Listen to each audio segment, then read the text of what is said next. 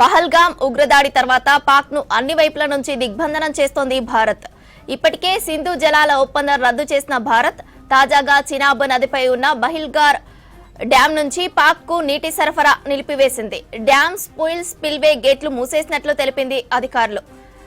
దీంతో పాక్లోని పంజాబ్ ప్రావిన్స్కు నీటి సరఫరా నిలిచిపోనుంది. చినాబ్ నదిపై 900 మెగావాట్ల సామర్థ్యంతో 2008లో జల విద్యుత్ ఉత్పత్తి కోసం డ్యాం నిర్మించారు. ఈ డ్యాం పొడవు దాదాపు 145 మీటర్లు ఉంటుంది. సింధు జలాల ఒప్పందం కింద పాక్ అత్యధికంగా చినాబ్ నది ద్వారానే నీళ్లు లభిస్తున్నాయి. చినాబ్ నది జలాలపై ఆధారపడి పాక్లోని పంజాబ్ ప్రావిన్స్లోని పంటలు సాగవుతున్నాయి. మరోవైపు జీలన్ నది జలాల విషయంలోనూ కేంద్రం చర్యలకు సిద్ధమవుతోంది. జీలన్ నదిపై ఉన్న కిషన్ గంగా డ్యాం నుంచి పాక్కు నీటి ప్రవాహం నిలిపివేయడానికి ముమ్మరంగా చర్యలు చేపడుతోంది భారత్. ఇప్పటికే సింధు నీటి ఒప్పందాన్ని నిలిపివేయడంతో పాక్ ఉక్కిరిబిక్కిరి అవుతోంది. ఇప్పటికే సింధు జలాలు నిలిపివేసింది భారత్. ప్రస్తుతం చినాబ్ నది జలాలు ఆపేసింది. జీలన్ నది ప్రవాహం కూడా ఆపేస్తే పాక్కు నీటి కష్టాలు తప్పవు. మరింత సమాచారం శ్రీశైలం అందిస్తారు. శ్రీశైలం, పాక్ పై వాటర్ వార్ కంటిన్యూ చేస్తోంది భారత్. అప్డేట్స్ ఏంటి?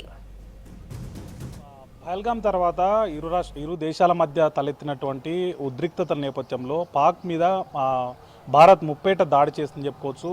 ఉగ్రవాదాన్ని కూకటివేళ్లతోని నిర్మూలించడమే లక్ష్యంగా భారత్ అడుగులు వేస్తుంది. ఈ క్రమంలోనే ఏ విధంగా వీలైతే అన్ని రకాలుగా పాక్ను కార్నర్ చేసేందుకు తన చర్యలు ఉంటున్నాయని చెప్పుకోవచ్చు. దీనికి సంబంధించి భారత ప్రభుత్వం అట్లాంటి నిర్ణయాలు తీసుకుంటుంది. దీనిలో భాగంగానే మనం చూడొచ్చు, ఇప్పటికే పాక్ సంబంధించినటువంటి దేశీయులకు సంబంధించినటువంటి వీసాలను రద్దు చేయడం కానీ లేకపోతే ఇతర చర్యలు చేపట్టడం కానీ చేసింది. ఇప్పుడు తాజాగా అంటే ఇంత ముందుకే సింధు జలాల ఒప్పందాన్ని రద్దు చేసుకోవడంతోనే పాక్ను కోలుకోలేని దెబ్బ కొట్టింది భారత్. అయితే ఇప్పుడు అందులో భాగంగానే రెండో దశ చర్యలు కూడా చేపట్టింది. దానిలో భాగంగానే చినాబ్ నది నుంచి నీళ్లు పాకిస్తాన్ వైపు వెళ్లకుండా కట్టడి చేసేటువంటి చర్యలు చేపట్టింది. దీనిలో భాగంగానే మనం చూడొచ్చు, ఆ దేశంలో వ్యవసాయానికి సంబంధించి చినాబ్ నది నుంచి ఎక్కువ వాటా నీళ్లు ఆ దేశానికి వెళ్తుంది. దాని ఆధారంగానే వ్యవసాయం చేసి పంటలు పండించి అక్కడ ఉన్నటువంటి ప్రజలు ఆకలి తీర్చుకుంటారు. అయితే ప్రస్తుతం మనం చూడొచ్చు, సింధు జలాల ఒప్పందంలో భాగంగా ఈ చినాబ్ నది నుంచే ఆ దేశానికి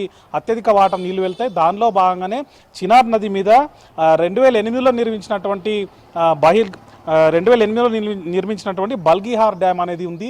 ఆ బల్గిహార్ డ్యాము 2008లో నిర్మించగా 900 మెగావాట్ల విద్యుత్ ఉత్పత్తి కోసం దాన్ని వాడుతున్నారు. అయితే అక్కడ నుంచి నీళ్లు కిందకి అంటే పాక్ వైపు వెళ్తాయి. ఆ నీటిని కూడా పాకిస్తాన్ వాడుకుంటూ పంటలు పండిస్తుంది. అయితే ఇప్పుడు ఈ నీటిని మళ్లించే చర్యలను కూడా భారత్ చేపట్టింది. ఎట్టి పరిస్థితుల్లోనూ చినాబ్ నదికి సంబంధించిన ఉన్నటువంటి నీళ్ళు ఏవి కూడా పాకిస్తాన్ వైపు వెళ్లకుండా కట్టడి చేసేటువంటి ప్రయత్నాలు అధికార యంత్రాంగం ప్రారంభించింది. ఇదే జరిగితే కనుక పాకిస్తాన్ వైపు తీవ్రమైనటువంటి నీటి ఎద్దడి తలెత్తే అవకాశం ఉంటుంది. ఇప్పటికే ఆ దేశంలో సింధు జలాల ఒప్పందం కారణంగా నీళ్లు లభించగా అక్కడ ఉన్నటువంటి ఆహార పదార్థాలు కానీ నిత్యావసర రేట్లు కానీ విపరీతంగా పెరిగిపోయిన పరిస్థితి మనకు కనిపిస్తుంది. ఇప్పుడు ఈ చినాబ్ నది నీళ్లు కూడా ఆ దేశానికి వెళ్లకుండా చేస్తే ఆ దేశం అనేది కరువు కాటకాల్లో మునిగిపోవాల్సినటువంటి దుర్భర పరిస్థితిని ఎదుర్కొనుంది. అందుకోసమే భారత్ అయితే మొదటి నుంచి ఈ పహల్గామ్ ఘటన తర్వాత నుంచి అన్ని దేశాల మద్దతు కూడగడుతుంది. ఓవైపు దౌత్యపరంగా, మరోవైపు ఇరు దేశాల మధ్య ఉన్నటువంటి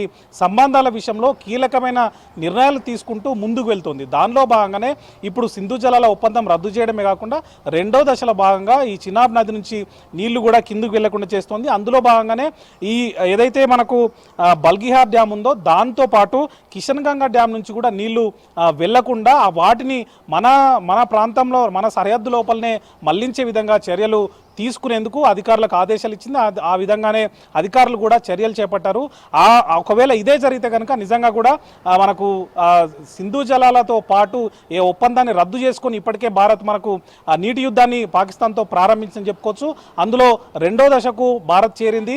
అయితే దీన్ని తట్టుకోవడం మాత్రం పాకిస్తాన్కు కష్టంగానే ఉంది. మరోవైపు పాకిస్తాన్ని కార్నర్ చేసేందుకు పహల్గామ్ ఘటన తర్వాత అన్ని రకాల ప్రయత్నాలు చర్యలు భారత్ తీసుకుంటూ వస్తుంది. ఇందులో భాగంగానే పాక్ను అష్టదిగ్బంధనం చేయాలనేటువంటి ఉద్దేశంతోనే ఆ దేశానికి సంబంధించినటువంటి పౌరుల వీసాలన్నీ కూడా రద్దు చేసి వాళ్ళందరినీ కూడా పాకిస్తాన్ దేశీయులు ఎవరైతే ఉన్నారో వాళ్ళందరినీ కూడా తిరిగి పంపించింది. దాంతోపాటు దౌత్య సిబ్బందిని తగ్గించడం, దాని ఆధారంగానే అటారీ సరిహద్దును కూడా మూసివేసింది. అదేవిధంగా పాక్కు సంబంధించి సోషల్ మీడియా అకౌంట్లన్నీ కూడా మన దేశంలో నిషేధించింది. అదేవిధంగా వ్యాపార పరంగా కూడా ఎగుమతులు దిగుమతుల మీద ఆంక్షలు విధించి ఆ దేశంతో ఎట్లాంటి వాణిజ్య సంబంధం కూడా అవసరం లేదని చెప్పి తేల్చెప్పింది. అదేవిధంగా ఇప్పుడు ఈ ఏదైతే నీళ్లున్నాయో నీళ్లతో యుద్ధం ప్రకటించడం ద్వారా కూడా పాకిస్తాన్ కోలుకొని దెబ్బ తీసిందని చెప్పుకోవచ్చు.